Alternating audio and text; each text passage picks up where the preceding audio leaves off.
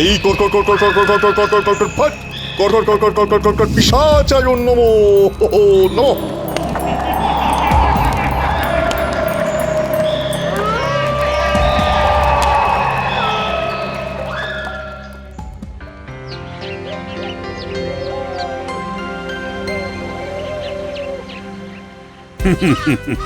মন্ত্রী, আজ তোমার হাত দিয়ে গোপালকে পুরস্কৃত করব। আজ একটা খুব আনন্দের দিন। গোপালকে পুরস্কার দেব কেন মহারাজ? ওমা, জানো না সে কি? গোপালের জন্মদিনটা তো তোমার ভুলে যাবার কথা নয়। মহারাজ, আমি ক্ষুদ্র মানুষ। আমার জন্মদিন মন্ত্রী মশাইয়ের মনে না থাকাটাই স্বাভাবিক। এই ব্যাস, এই গোপালকে নিয়ে শুরু হলো আদিক্ষেতা। হাড় জ্বলিয়ে যায়। এসো মন্ত্রী, এসো, নাও গোপালের হাতে রাজ্যের পক্ষ থেকে তুলে দাও আর এই মানপত্রটা পড়ো। এই রে, মন্ত্রীমশাই বেশ ফাঁপড়ে পড়েছেন, না পারছেন গিলতে, না পারছেন উগড়াতে। মহারাজ একটা দারুণ চাল চেলেছেন। তোমার হাত দিয়ে গোপালের হাতে উপহার দেবার কি অর্থ বলো তো মন্ত্রী? বলতে পারবো না মহারাজ। খুব সোজা, তোমার আর গোপালের মধ্যে যাতে সুসম্পর্ক গড়ে ওঠে। নাও নাও, এই মুক্তোর মালাটা এবার গোপালকে পরিয়ে দাও। শুভ জন্মদিন গোপাল। ধন্যবাদ মহারাজ, ধন্যবাদ মন্ত্রী মশাই, ধন্যবাদ সব সভাসদবৃন্দকে। এইবার মানপত্রটা পড়ো মন্ত্রী। এই নাও। আচ্ছা, গোপাল হলো আমাদের নয়নের মণি। গোপাল কৃষ্ণনগরের বিপদ তারণ। আমরা গোপালকে খুব ভালোবাসি। গোপালের দীর্ঘ জীবন, সুস্থ জীবন কামনা করি। আজ থেকে আমি পিশাচ সিদ্ধ হলাম। এবার আমি পিশাচের সাহায্যে নয়কে হয় আর হয়কে নয় করব। পিশাচ আমার কেনা গোলাম। আর পারা যাচ্ছে না মহারাজ। আজ মন্ত্রী মশাইকে নিয়ে ওটা কি করলেন? মন্ত্রী মশাইয়ের কি কোনো মান সম্মান নেই? কি রাজবৈদ্য! আর কত দেখবো, খুব হতাশ লাগছে। আমাকে দিয়ে মহারাজ গোপালের কত গুণকীর্তন করিয়ে নিলেন। গোপাল হেন, গোপাল তেন, গোপাল এই করেছে, গোপাল ওই করেছে। গোপাল নাকি বিপদ তারণ। মন্ত্রী মশাই, কিছু একটা ভাবুন। এইভাবে গোপালের কাছে ছোট হতে তো আর পারছি না। ভাবছি ভাবছি ভাবছি, বুঝলে, এমন কিছু একটা ভাবতে হবে যাতে করে গোপাল এবং মহারাজ দুজনেরই ক্ষতি হয়।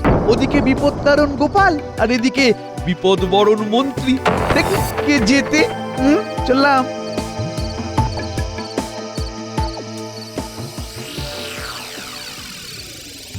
শোন বুড়ো ভূত, আমার মাথাটা টিপে দে, মাথাটা খুব যন্ত্রণা করছে। এই বাচ্চা ভূত, ভালো করে আমার গা হাত পা টিপে দে তো। ভগবান, আমি তোমার কাছে এলাম, তুমি আমায় বাঁচাও ভাই। এই কর কর কর কর কর কর কর কর কর কর কর কর ফট। আমি বাঁচানোর কে? বাঁচাবে তো পিশাচ। বলুন মন্ত্রী মশাই, এতদিন পর আমার কথা আপনার মনে পড়লো? মনে সব সময় পড়ে। ভুল কথা বলছেন মন্ত্রী মশাই। মনে পড়ে না, যখন প্রয়োজন পড়ে তখন মনে পড়ে। বুড়ো ভূত, বাচ্চা ভূত, তোমরা এখন যাও, এখন আমি কথা বলবো। শোন, ইনি হলেন কৃষ্ণনগরের মন্ত্রী, আমার বিশেষ বন্ধু। যা এনার জন্য কেওড়া দেওয়া শরবত নিয়ে আয়, যা। এই তুমি কাকে বলছো ভগবান? আমি তো কিছু দেখতে পাচ্ছি না। এরা আমার চাকর, ভৃত্য, সব অশরীরী ভূত। তারাই আমার কাজ করে দেয়। পা টিপে দেয়, হাত টিপে দেয়, গা টিপে দেয়, মাথা টিপে দেয়, সারা রাত পিঠে শুশুর শুশুর শুশুর শুশুর করে সুরসুরি দিয়ে দেয়। ওরে বাবা, সে কি? তুমি দেখছি ভূত প্রেতের দায়িত্ব নিয়েছো। হ্যাঁ, আমি পিশাচ সিদ্ধ, এখন আমার অনেক ক্ষমতা। ভগবান ভগবান, আমার একটা কাজ তোমাকে করে দিতেই হবে ভাই। বলুন আমাকে কি করতে হবে? আমার সাধ্যের মধ্যে হলে আমি নিশ্চয়ই করব। আমি গোপাল আর মহারাজের ক্ষতি চাই, ব্যাস। তুমি তোমার ভূত প্রেত যক্ষ রক্ষ যে আছে তাদের সবাইকে লাগিয়ে দাও এই কাজে। কৃষ্ণনগরকে একটা ভুতুরে নগরে পরিণত করো। আমি কি পাবো? তুমি কি চাও? আমি ক্ষমতা চাই, অনেক ক্ষমতা। হ্যাঁ। ঠিক আছে, তাই হবে, তাই হবে। তুমি আমাকে শুধু রাজা করে দাও, বুঝলে? তারপর তোমার কোনো কাজে আমি বাধা দেব না। ঠিক আছে, আজ শেষ রাতে আমি পিশাচ আরাধনায় বসবো। কাল থেকেই ভেলকি শুরু। কি মজা! কাল থেকেই? বাবা বাবা বাবা, আমাদের কি থাকতে হবে ভগবান? না, আমি একা পিশাচ আরাধনায় বসবো, একা। আর শোনো, কাল সকাল থেকে সারা কৃষ্ণনগর জুড়ে একটা পাঁক পাঁক গন্ধ থাকবে। তাহলেই বুঝবে প্রভাব শুরু হয়ে গেছে। সারা কৃষ্ণনগর? তার মানে তো আমার বাড়ির মধ্যেও থাকবে। আপনাকে একটা ফুল গাছ দেব, সেটাকে আপনি জানলার ধারে রেখে দেবেন। আপনার ঘরে পাঁকের গন্ধ ঢুকবে না।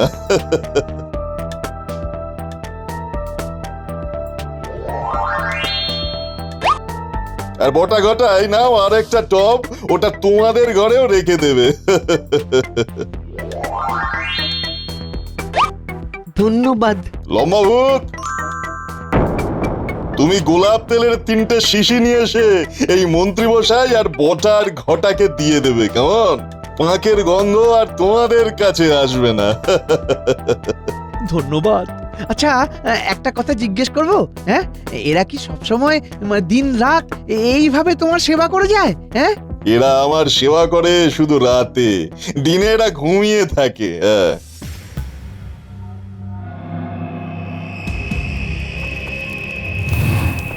তোমার কাজ শুরু হবে কাল থেকে। কাল সারাদিন ভালো করে রোদে নিজেকে শুকিয়ে নেবে। তারপরে রাত থেকে শুরু হবে তোমার তাণ্ডব। শুরু করবে গোপালের বাড়ি থেকে, কেমন? ঠিক আছে প্রভু। আর একটা কথা মনে রাখবে, আগুন তোমার কোনো ক্ষতি করতে পারবে না, শুধু জল থেকে নিজেকে বাঁচিয়ে রাখবে, কেমন? ঠিক আছে প্রভু। নাও, এবার আবার ছোট হয়ে যাও।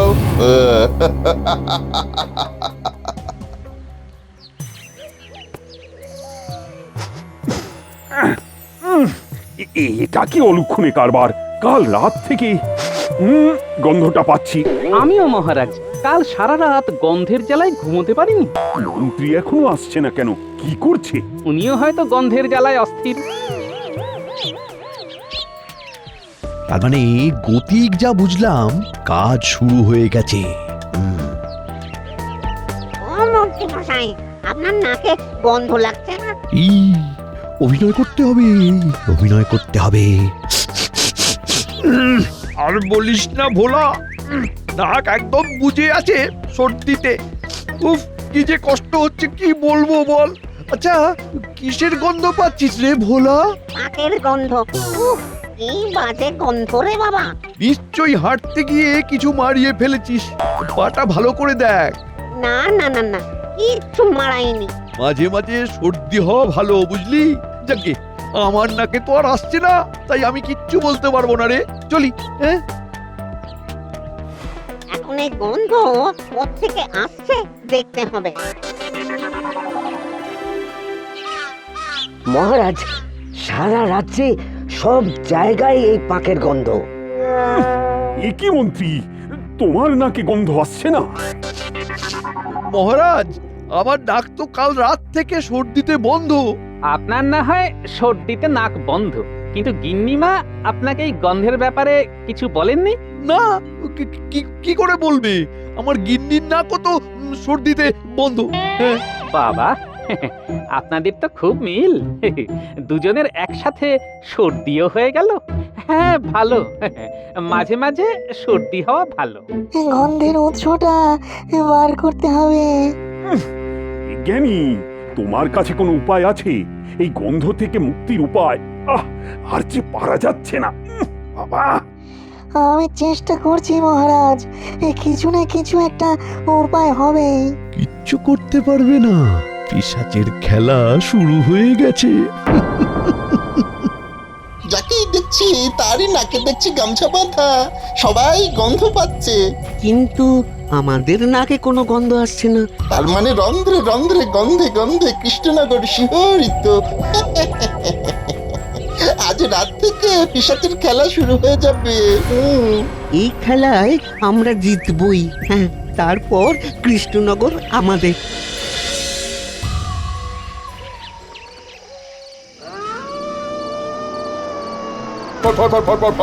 ফট নাও পিশাচ, এবার তোমার কাজ শুরু করো।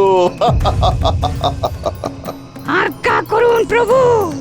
যাও, তোমার কাজ শুরু করে দাও, ভয় দেখাও। যথাজ্ঞা প্রভু।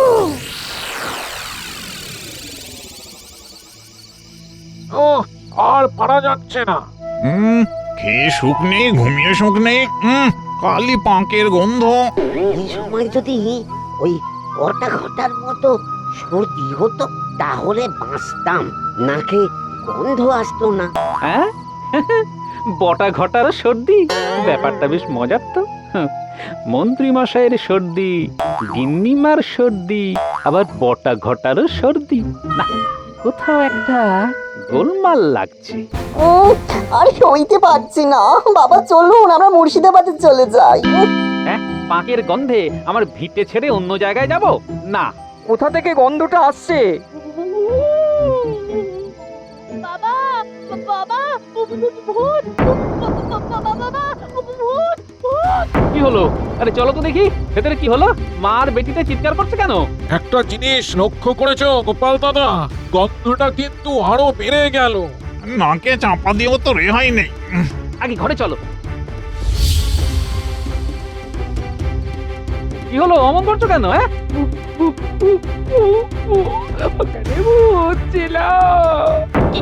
কি বিকট দেখতে, গায়ে কি গন্ধ।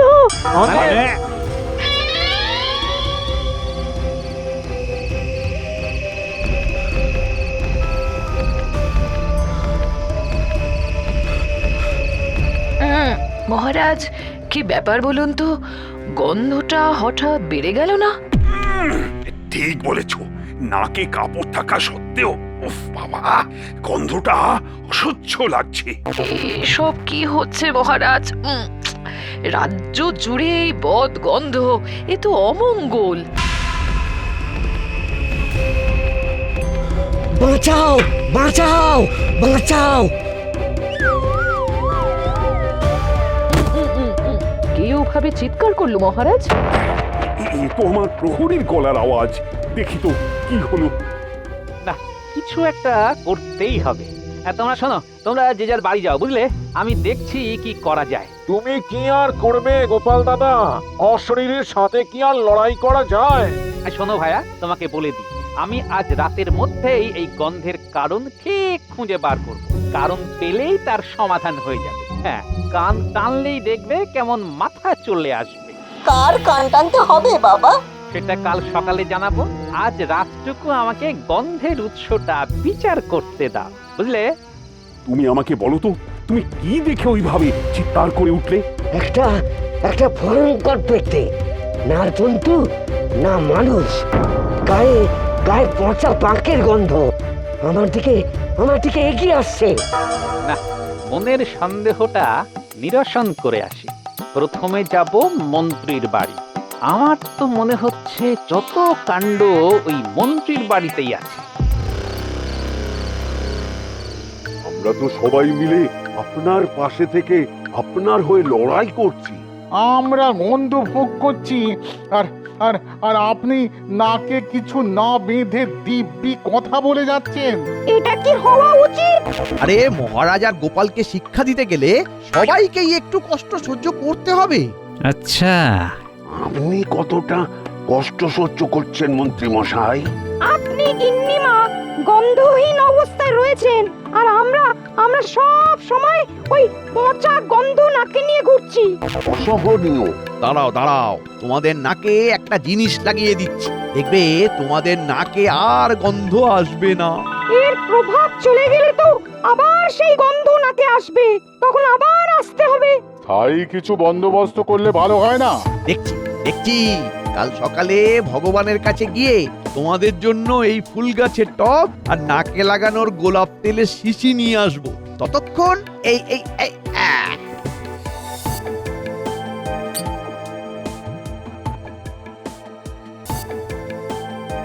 এই তোমাদের নাকে লাগিয়ে দিলাম। হ্যাঁ, এটা কতক্ষণ চলবে?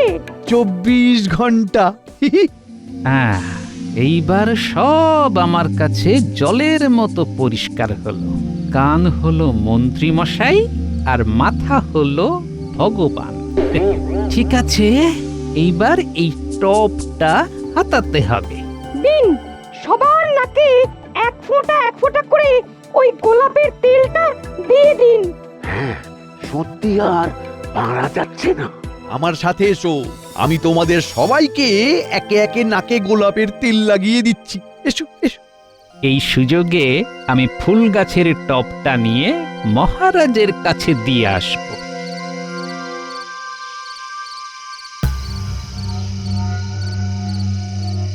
যা বুঝলি ঘটা, মহারাজ খুব বেশি দিন রাজত্ব করতে পারবেন না। 3-4 দিনের মধ্যে মহারাজ এখান থেকে পাত্তারি গোটাবেন।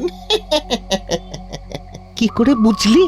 ভগবানের পিশাচ আজ রাত থেকে ভয় দেখাতে শুরু করবে, আর তার উপর এই উৎকট গন্ধ। আমাদের না হয় টবের ফুল গাছ আছে, আর তো কারো কিছু নেই। এটা আর তোমার কাছে থাকবে না বাছা, এটা এখন আমার কাছে থাকবে। কানগুলো দেখে রাখলাম, কাল সকালে রাজসভায় বসে টানবো। আমি বুঝতে পারছি না এই সমস্যা আমার রাজ্যে কিভাবে এলো। কালী রাজ জ্যোতিষীকে ডেকে কিছু একটা করুন। মহারাজ, গোপাল দাদা এসেছে, আর পচা পাকের গন্ধও নেই। কি সুন্দর গন্ধ! গোপাল, তুমি অসাধ্য সাধন করলে কি করে?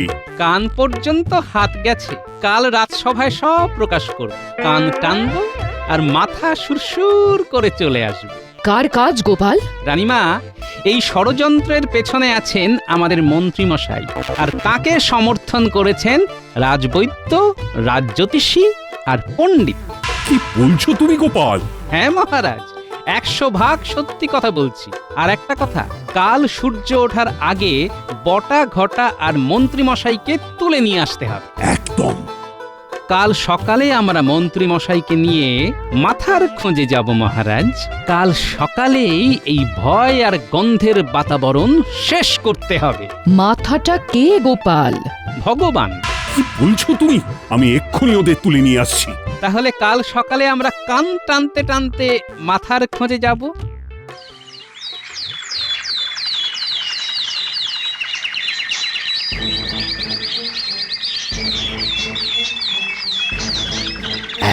এই হলো ভগবানের ডেরা।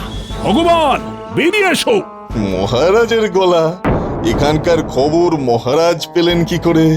তাহলে কি মন্ত্রী মশাই আমার সঙ্গে বিশ্বাসঘাতকতা করলেন? সকালে আমার শক্তি নেই, এই কথাটা আমি বিশ্বাস করে মন্ত্রী মশাইকেই বলেছিলাম। হ্যাঁ,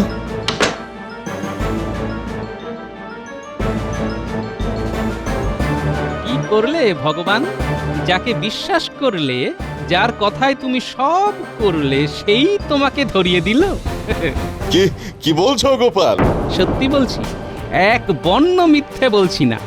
একটা কথা ভালো করে ভাবো, যে মহারাজ মন্ত্রীমশাইকে এত ভালোবাসেন, তার সঙ্গে এইরকম ব্যবহার। ভগবান, তুমি ভয়ের রাজত্ব শেষ করো। এই আমি তোমার ক্ষমতাকে ভালোভাবে ব্যবহার করতে চাই। এই মন্ত্রীকে আমি শাস্তি দেব।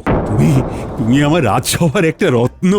এসো, আমরা সবাই মিলে একসাথে কাজ করি। তুমিও তো কৃষ্ণনগরের প্রজা। এই রাজ্যের উপরে তোমার কোনো ভালোবাসা নেই ভগবান? আমার ভুল হয়ে গেছে মহারাজ, আমাকে ক্ষমা করে দিন। আমি মন্ত্রী মশাইয়ের কথায় খুব খারাপ কাজ করেছি। আমি পিশাচকে দিয়ে অনেক পাপ করেছি।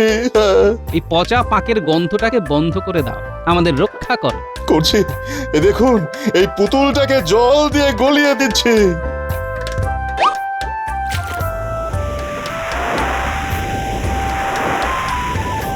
সব শেষ, আর গন্ধ নেই। সত্যি তো, আর গন্ধটা নেই। জব বাবা, আমের দুধে মিশে গেল, আটি গড়াগড়ি খেলো। চুপ! একদম কোনো কথা বলবে না। রাজবৈদ্য, রাজজ্যোতিষী আর পণ্ডিত, তোমাদের আমি আমার রাজ্য থেকে নির্বাসন দেব। তোমাদের মতো দুষ্টু লোকের কোনো স্থান নেই। মহারাজ, এটাই আমাদের প্রথম ভুল আর এটাই আমাদের শেষ ভুল। আমাদের আমাদের নির্বাসন দেবেন না। হ্যাঁ মহারাজ, আমরা আর কখনো এই রকম কাজ করব না। গোপাল, আমরা আর তোমাকে কখনো অপমান করব না। মহারাজ, এদের ক্ষমা করে দিন। আমাকেও এবারের মতো ক্ষমা করে দিন মহারাজ। তোমাকে ক্ষমা করব? প্রহরী, মন্ত্রীকে 1000টা ওঠবোস করাও, আর 1000টা হয়ে গেলে সোজা কারাগারে ঢুকিয়ে দেবে। কোনো ক্ষমা নেই। অলস মস্তিষ্ক, শয়তানের বাসা। গোপাল আমাদের অতি খাসা।